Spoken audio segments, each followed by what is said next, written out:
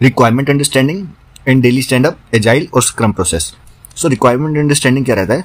Agile methodology में सबसे पहला स्टेप होता है रिक्वायरमेंट्स को क्लियरली समझना।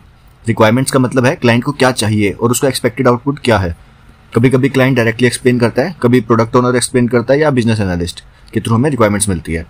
तो कैसे हमें समझना चाहिए रिक्वायरमेंट्स? जो भी प्रोडक्ट ओनर या क्लाइंट बता रहा है उसको ध्यान से सुनो। अगर कुछ समझ ना आए तो हमें डायरेक्टली पूछना चाहिए और हमें क्लैरिफाई करना चाहिए अपने डाउट्स को। सो जब भी हमें रिक्वायरमेंट्स मिल जाए तो उनको छोटे छोटे स्टोरीज या टास्क में डिवाइड करना चाहिए और जैसे ही आपने नोट डाउन कर ली उसके बाद अप्रूवल हो प्रोडक्ट ओनर का या क्लाइंट का कि जो भी मैंने रिक्वायरमेंट्स लिए हैं वो सही है या नहीं, या उसमें कुछ चेंजेस करने हैं। मान लो क्लाइंट बोलता है कि मुझे एक लॉगिन पेज चाहिए, तो सबसे पहले रिक्वायरमेंट अंडरस्टैंड करो कि लॉगिन पेज फ्रंट एंड में और बैक एंड में क्या चेंजेस लगेंगे, वैलिडेशंस क्या होगी, एरर मैसेजेस कैसे शो करने हैं, सक्सेस होने के बाद यूजर कहाँ रिडायरेक्ट होना चाहिए। अगर ये सारी क्लैरिटीज हमारे पास होंगी तो डेवलपमेंट फास्ट और करेक्ट रहती है।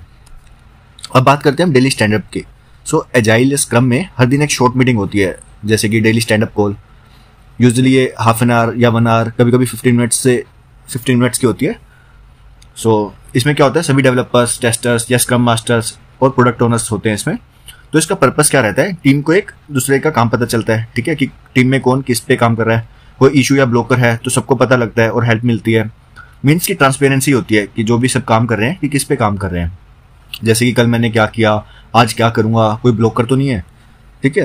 तो एग्जांपल के लिए जैसे कि मैंने लॉगिन एपीआई इंटीग्रेट किया, आज मैं वैलिडेशन और एरर हैंडलिंग करूंगा, एंड मुझे एक ब्लॉकर है कि टेस्ट एनवायरनमेंट डाउन है, ठीक है। तो इन सब का रेजोल्यूशन होता है। और another thing is requirement understanding अगर नहीं होती तो पूरा प्रोजेक्ट गलत डायरेक्शन में जाता है। तो इसलिए डेली स्टैंड अप से टीम अलाइंड रहती है और प्रॉब्लम्स जल्दी रिजोल्व हो जाती है, ठीक है। तो hope you understand like requirement gathering and daily stand up agile methodology कितनी इंपॉर्टेंट है हमारे प्रोजेक्ट के लिए। अगर आप इंडस्ट्री में हो तो इसको इग्नोर मत करना, और अगर फ्रेशर हो तो ये कंसेप्ट समझना, ताकि आपको इंडस्ट्री में जाते ही आपको क्लियर अंडरस्टैंडिंग हो सके प्रोजेक्ट्स कैसे काम करते हैं।